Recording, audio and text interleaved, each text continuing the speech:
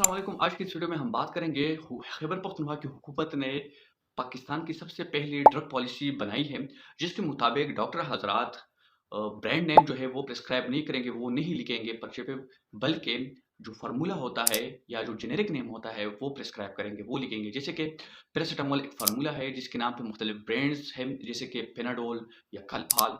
तो डॉक्टर हज़ार जो है जैसे कि पेनाडोल, कल्पाल वगैरह मेंशन नहीं करेगा, बल्कि डायरेक्ट सीधा पैरासिटामोल लिखेगा। इसका मतलब ये है सादा-सादा अल्फाज़ों में। तो अब इस पे बात हम करते हैं कि आया ये बेहतर है या बेहतर नहीं है?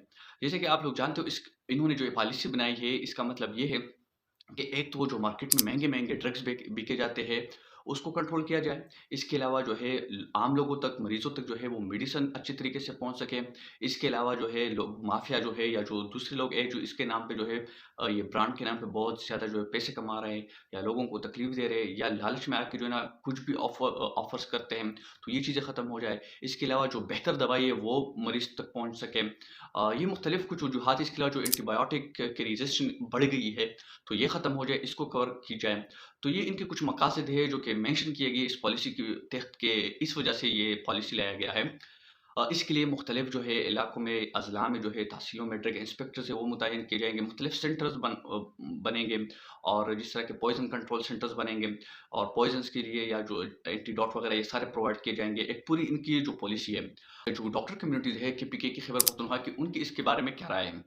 तो डॉक्टर्स की जो है कुछ तहफ़्फ़ुज़ात ये है कि आया अगर आप चाहते हो मयारी ड्रग्स बेचे जा रहे हैं यहाँ पे मार्केटों में या फार्मेसी सेंटर्स में, तो अगर हम ये फ़ॉर्मूला लिखते हैं तो कोई जाके अगर ये फ़ॉर्मूला लेके जाता है फार्मेसी स्टोर पे, तो वो कोई लोकल ब्रांड्स के नाम से भी ये दवाई उसको दे सकता है। जैसे कि अच्छा, ये मैंने एक पेशेंट को अभी जो है ये एंटीबायोटिक वगैरह और लिख के दिया था, और ये मेडिसिन लिखी थी मैंने, कैरिसेफ लिख के दिया था, वॉरेन और सर्बेक्सी। ये सारे मल्टीनेशनल ब्रांड के अच्छी मेडिसिन हैं जो पेशेंट के लिए काफ़ी इफेक्टिव और फ़ायदेमंद साबित होती हैं। तो ये जब बाहर मेडिकल स्टोर गया है तो इनको ये दवाइयाँ दी गई हैं। दिखाएं दवाइयाँ आप। ये दवाई दी गई है इनको कैरिसेफ की जगह, कोई लोकल कंपनी की है, प्राइस भी काफ़ी ज़्यादा है इसकी। और जो सर्बेक्सी जो काफ़ी कॉमन है और अच्छी ब्रांड की है, उसी जगह ये कोई लोकल ब्रांड है, कोई न्यूट्री माल, तो सर्बेक्सी 350-400 प्राइस है उसकी, और इसकी प्राइस जो है कोई 910 रुपये है।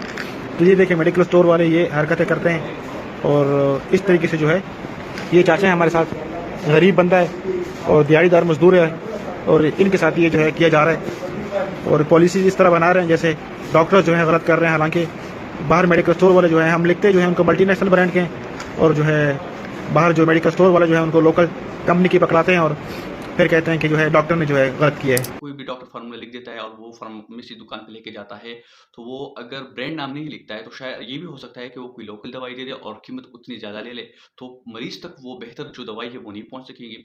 क्योंकि ब्रांड्स जानते हैं, डॉक्टर्स हज़रात कहते हैं, उनका कहना ये है कि ये तो डॉक्टर्स की एक्सपीरियंस हो जाती है कि कौन-सी दवाई, कौन-सी ब्रांड की ज़्यादा बेहतर है, और ऐसे ब्रांड्स उनको जो है बताते हैं, जो कि इंटरनेशनली भी रिकॉग्नाइज़्ड हो, एफडीए से रिकॉग्नाइज़्ड हो, तो वो ब्रांड्स की दवाएँ जो है फिर पेशेंट के लिए ज़्यादा मुफ़ीद रहती हैं। ठीक है, तो इसका ये भी एक साथ-साथ का ये भी एक तहफ़्फ़ुज़ है कि यहाँ पे तो मसला हल नहीं हुआ, फिर वही मरीज़ के लिए जो है वही दवाई, ख़राब दवाई मिल गई और वो जो काम नहीं आने वाली दवाई है वो मिल गई।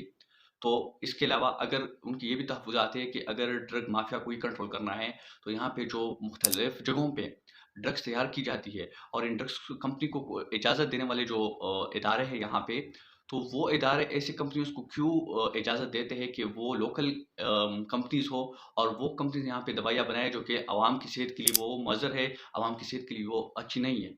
तो अगर यहाँ पे जितने ड्रग इंस्पेक्टर्स हैं या जितनी भी ये ड्रग रेगुलेटरी अथॉरिटीज़ है पाकिस्तान की, तो ये सारे जो है इन पे पाबंदियाँ लागू करें या इनको जो है अप्रूवल ही ना दें। तो इस तरह से मार्केट से जो आम लोकल ब्रांड्स है वो ख़त्म हो जाएँगे खुद ब खुद।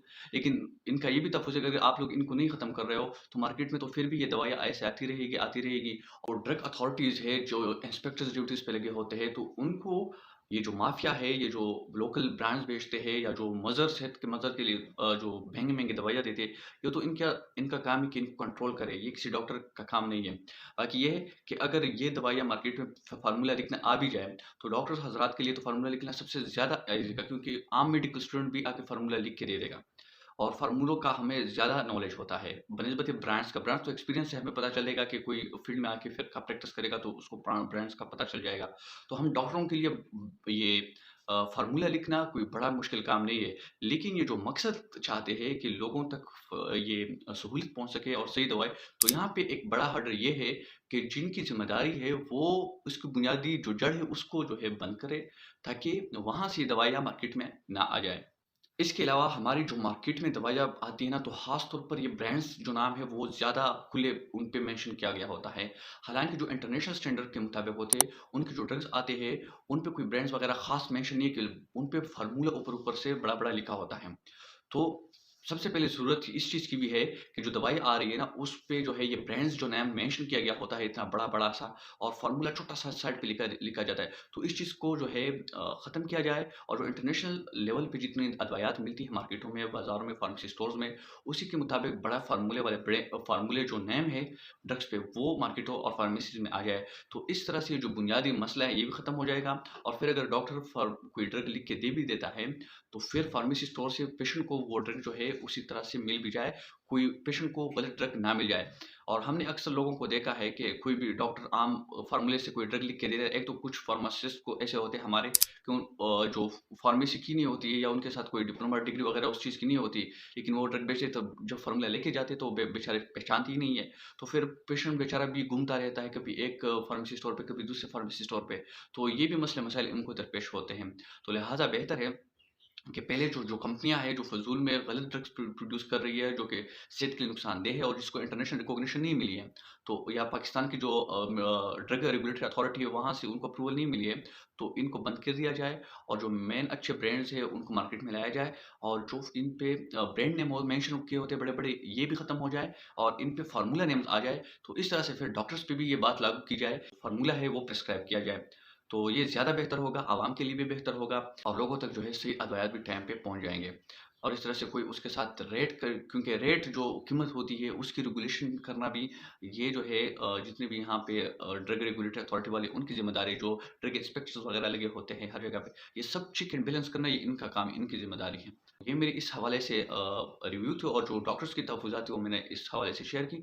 बाकी ये है कि अगर ये अथॉरिटी अप्लाई होती है, तो जो फार्मेसी वाले स्टूडेंट्स हैं उनके लिए भी, स्टूडेंट्स हैं या वर्कर्स हैं उनके लिए एक बहुत अच्छी अपॉर्चुनिटी होगी, क्योंकि ज़िले सतह पे भी इंस्पेक्टर्स लगेंगे और सेंटर्स बनेंगे, तो जॉब्स की अपॉर्चुनिटी भी उनके लिए बढ़ जाएगी, और इस तरह से एक अच्छा सेटअप और सिस्टम बन जाएगा।